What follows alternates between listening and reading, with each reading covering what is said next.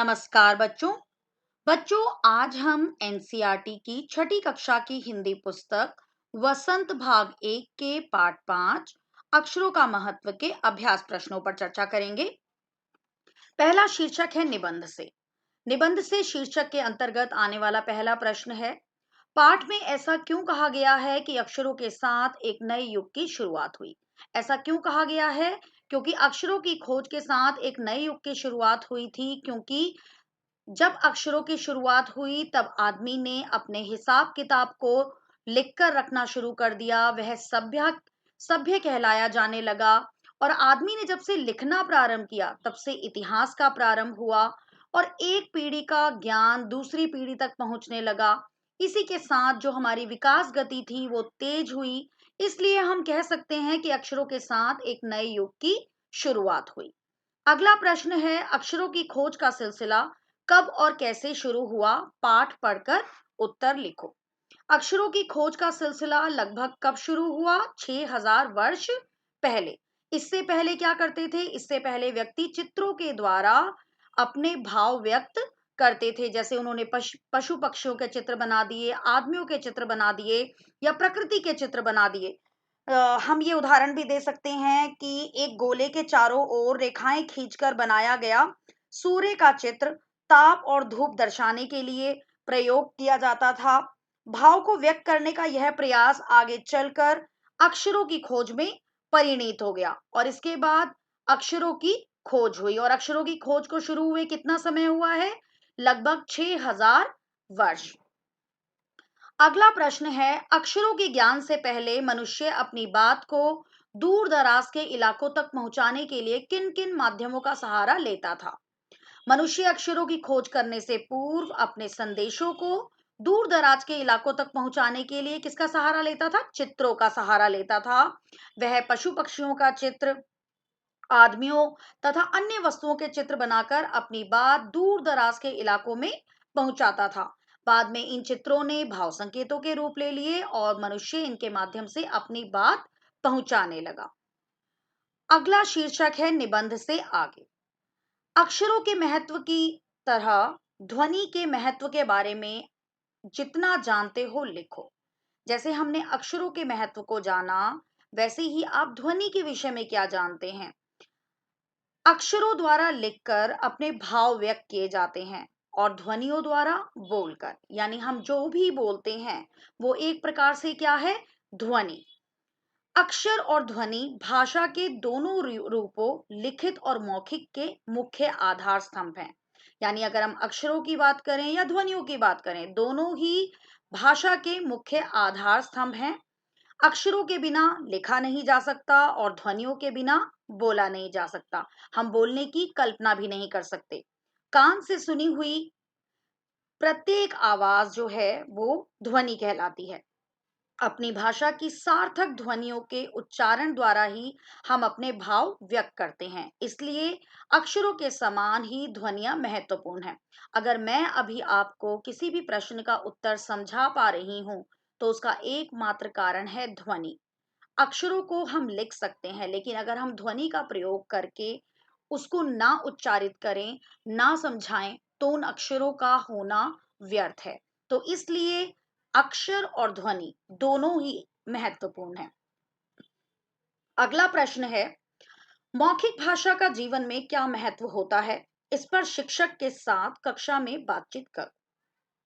अब हमारे जीवन में मौखिक भाषा का क्या महत्व है? अगर हम अपने आसपास के वातावरण को देखें, अपने घर के माहौल को देखें, बाहर के माहौल को देखें, तो आप देखेंगे कि हम एक दूसरे से बात करने के लिए मौखिक भाषा का ही प्रयोग करते हैं। तो इसलिए मौखिक भाषा भी हमारे जीवन में बहुत महत्वपूर्ण है। मौखिक भाषा भावों को व्यक्त करने का मुख्य साधन है। यदि हम अपने प्रतिदिन के व्यवहार पर नजर डालें तो पाएंगे कि असंख्य बार मौखिक भाषा के प्रयोग द्वारा अक्षरों का महत्व ही अपनी बात हमें दूसरों तक पहुंचाते हैं। मतलब अक्षरों के द्वारा ही हम अपनी बात को दूसरों तक पहुंचाते हैं। मौखिक भाषा बोलकर छोटी से छोटी और बड़ी से बड़ी बात को दूसरों को बताया जा सकता है। इसके अतिरिक्त लिखित भाषा का प्रयोग सीखने में समय लगता है, जबकि मौखिक भाषा का प्रयोग तो संसार का प्रत्येक बच्चा तब से करता है जब वह बोलना शुरू करता है। तो बच्चों, इस प्रश्न का उत्तर आप अपने अनुसार लिखेंगे। आप अपने जीवन में जो देखते हैं कि मौखिक भाषा आपके लिए कितनी महत्वपूर्ण है, उसके आधार पर आप इस प्रश्न का उत्तर लिखेंगे। अगला प्रश्न है, हर वैज्ञानिक खोज के साथ किसी न किसी वैज्ञानिक का नाम जुड़ा होता है, लेकिन अक्षरों के साथ ऐसा नहीं है। क्यों? पता करो और शिक्षक को बताओ। यह सत्य है कि हर वस्तु के आविष्कार में किसी न किसी वैज्ञानिक का योगदान रहता है, लेकिन अक्षरों की खोज किसी व्यक्ति विशेष की देन नहीं, यह मानव जाति के सम्मिलित प्रयास का फल है। अर्थात हम ये कह सकते हैं कि बहुत सारे लोगों ने मिलकर अक्षरों की खोज की है। हम किसी एक व्यक्ति का नाम नहीं ले सकते, क्योंकि ये बहुत सारे लोगों का सम्मिलित प्रयास है। अक्षरों का विकास अनेक वर्षों के प्रयास एवं अभ्यास के फलस्वरूप हुआ है। ऐसा नहीं कि अक्षर एक दिन में बन गए। अक्षरों को बनाने के लिए, लिखने के लिए हमें कई वर्षों की मेहनत लगी है। इसका किसी एक व्यक्ति ने आविष्कार नहीं किया, अतः इसके साथ किसी वैज्ञानिक का नाम नहीं जुड़ पाया। इसलिए अक्षरों के साथ किसी एक वैज्ञानिक का नाम नहीं जुड़ पाया, क्योंकि इसको बनाने में बहुत सारे लोगों का योगदान है। अगला प्रश्न है, एक भाषा को कई लिपियों में लिखा जा सकता है, उसी तरह कई भाषाओं को एक ही लिपि में लिखा जा सकता है।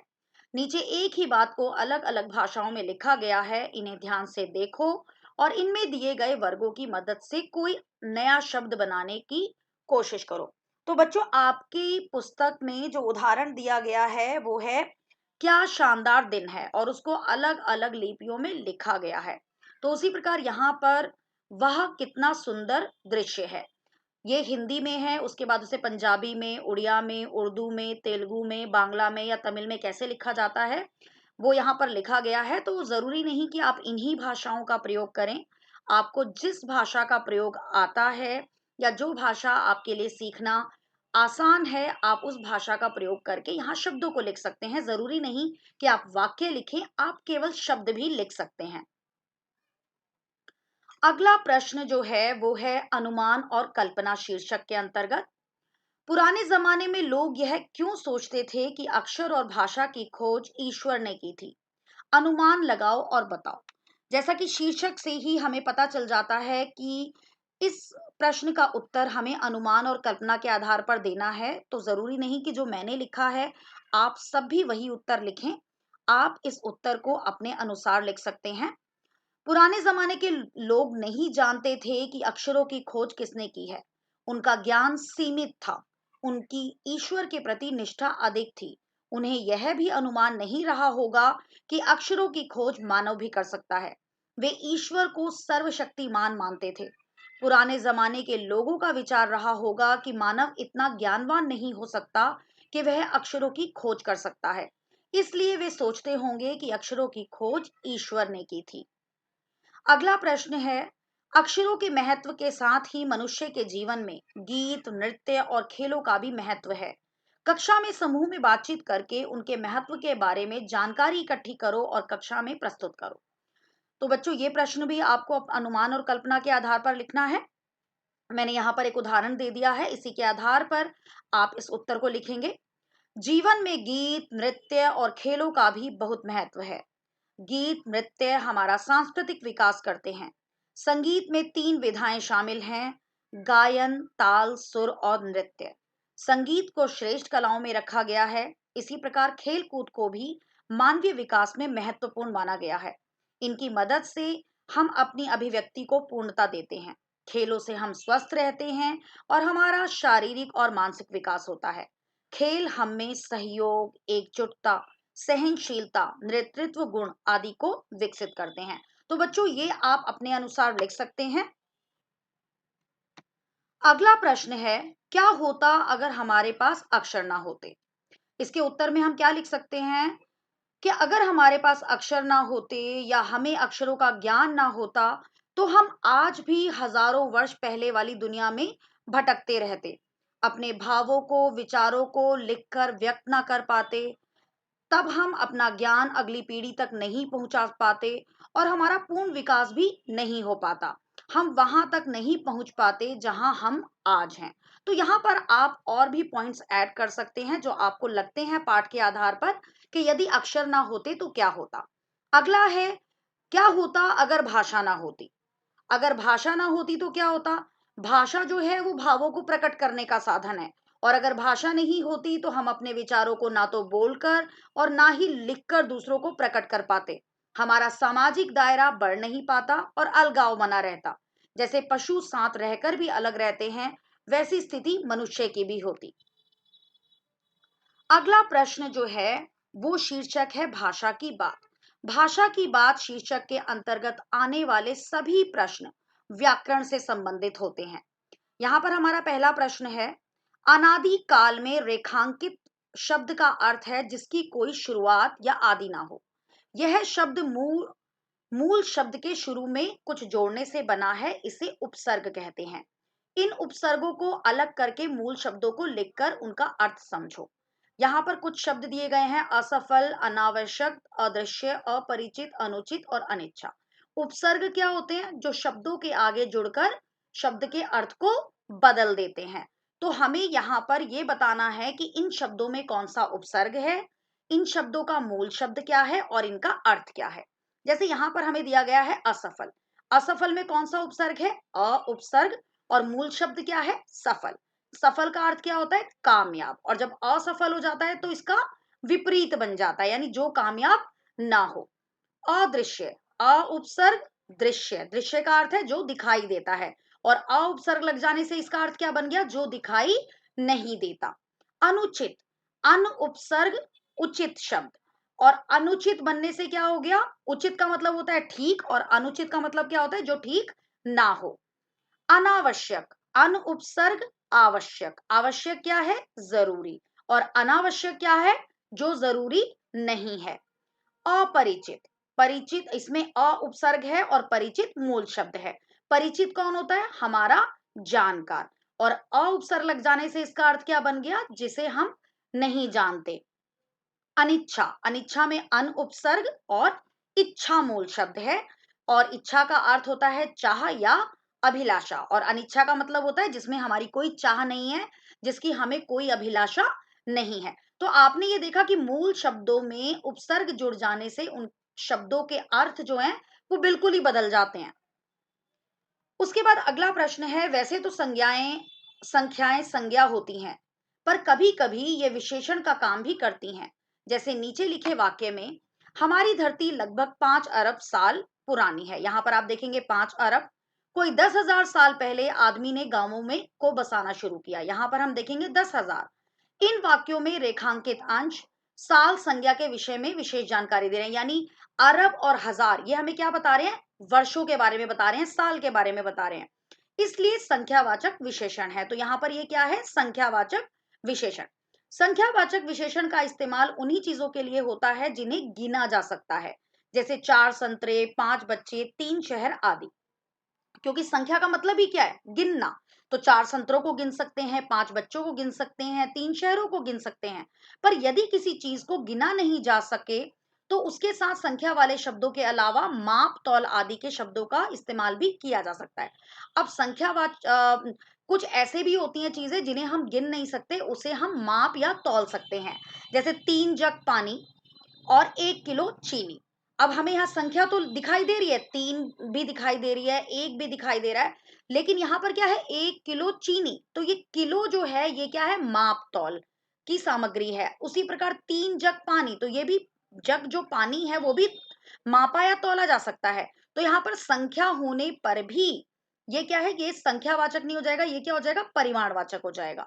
यहाँ रेखांकित हिस्से परिमाणवाचक विशेषण है। संख्यावाचक में जिसे हम गिन सकते हैं, और परिमाणवाचक में जिसे हम मापते या तौलते हैं, क्योंकि इनका संबंध माप तौल से है। अब आगे लिखे हुए को पढ़ो, खाली स्थानों में बॉक्स में दिए गए माप तौल के उचित शब्द छांटकर लिखो। यहाँ पर हमें कुछ उदाहरण दिए गए हैं, जैसे कि यहाँ ये रिक्त स्थान है। 3 डैश खीर, 6 डैश कपड़ा, 2 डैश कॉफी, 1 डैश दूध, 2 डैश जमीन, 1 डैश रेत, 5 डैश बाजरा, 3 डैश तेल। और यहाँ हमें ब्रैकेट में शब्द दिए गए हैं, प्याला, कटोरी, एकड़, मीटर, लीटर, किलो, ट्रक, चम्मच। अब आप यहाँ देखेंगे खीर है, तो खीर किसमें होगी? हम एकड़ नहीं लिख सकते, मीटर नहीं लिख सकते, किलो नहीं लिख सकते। तो हम क्या लिखेंगे? कटोरी। तो यहां पर क्या बन जाएगा? 3 कटोरी खीर, 2 एकड़ जमीन, 6 मीटर कपड़ा, 2 कप कॉफी, 1 ट्रक रेत, 5 किलो बाजरा, 1 लीटर दूध, 3 चम्मच तेल। तो आप ये देखेंगे कि हमें शब्दों के अनुसार ही उसके विशेषण को चुनना है। अगला जो शीर्षक है वो है कुछ करने को। अपनी लिपि के कुछ अक्षरों के बारे में जानकारी इकट्ठी करो। अब आप जैसे कि जानते ही हैं कि हम देवनागरी लिपि का प्रयोग करते हैं हिंदी भाषा को बोलने और लिखने के लिए। तो यहाँ पर हम अगर बात करें तो हम देवनागरी लिपि की ही बात करेंगे जो अब प्रयोग में नहीं है। तो देवनागरी लिपि में भी ऐसे कुछ अक्षर थे जो पुराने समय में प्रयोग किए जाते थे, लेकिन धीरे धीरे जैसे कि आप जानते ही हैं कि परिवर्तन होता रहता है और परिवर्तन के साथ साथ ही कुछ जो अक्षर हैं उनका प्रयोग बंद हो गया। तो जो प्रयोग में नहीं है, अब ऐसे शब्द जो अब प्रयोग में नहीं है, जैसे अगर हम बात करें तो ऐसे श्र, रव और रा, ये दो मात्राएं लगती थी इसमें, दो और ऐसे ही भफ, ये जो वर्ण हैं, इनके अलावा और भी कई वर्ण हैं जिनका प्रयोग आज नहीं होता। ये बिल्कुल ही जो है ये बिल्कुल ही खत्म हो चुके हैं, बिल्कुल ही इनका लोप हो चुका है। अब अगला जो है नए अक्षर अप्रयोग में है, और अप्रचलित नए अक्षर जो अप्रयोग में है, अ, झ, ख, ण, जो जो भी आप व्यंजन माला पढ़ते हैं, वर्ण माला पढ़ते हैं, स्वर व्यंजन पढ़ते हैं, ये सभी जो अक्षर हैं ये प्रयोग में है। तो यहाँ पर आप किसी का भी वर्णन कर सकते हैं जो अक्षर हम प्रचलित अक्षर प्रयोग कर रहे हैं। अगला प्रश्न है लिखित और मौखिक भाषा के हानि लाभ के बारे में दोस्तों के बीच चर्चा करो।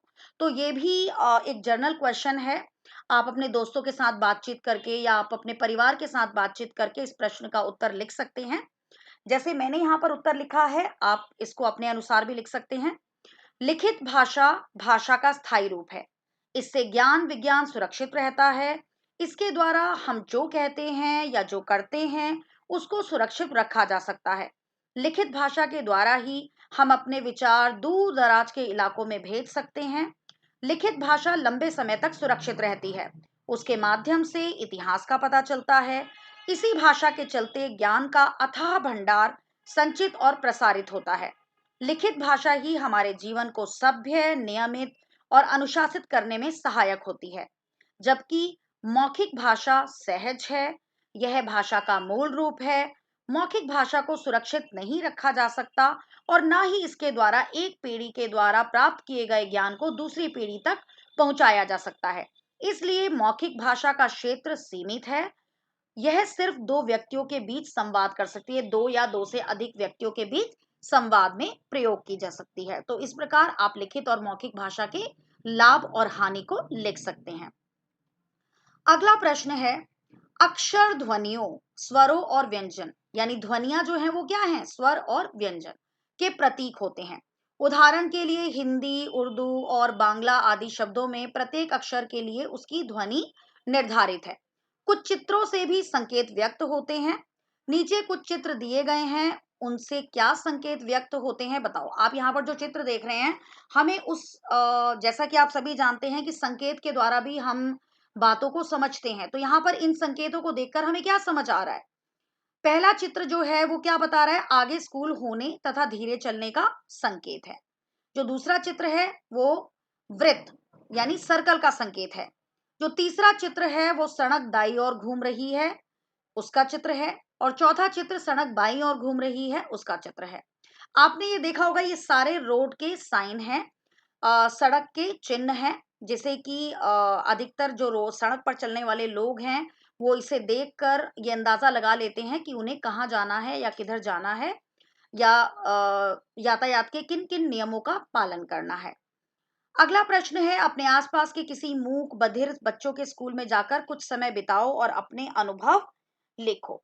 तो बच्चों ये प्रश्न आप अपने आप करेंगे, क्योंकि मूक और बधिर जो बच्चे होते हैं, यानी जो बोल नहीं सकते या सुन नहीं सकते, तो ऐसे बच्चों से आपको मिलना है। या आप इमेजिन भी कर सकते हैं कि अगर आप उनसे मिलो तो आप उनके बारे में क्या क्या जानोगे, क्या क्या अनुभव करोगे। आप ये देखोगे कि वो कैसे खेलते हैं, वो कैसे अपनी बातों को इशारों में समझाते हैं, वो कैसे पढ़ते हैं, तो आप उन सब के विषय में जो भी जानोगे वो अपना अनुभव आपको यहाँ पर लिखना है। तो बच्चों, आज हमने अक्षरों का महत्व पाठ के प्रश्नोत्तर किए। अगली बार मैं एक नई वीडियो के साथ फिर प्रस्तुत होंगी। धन्यवाद।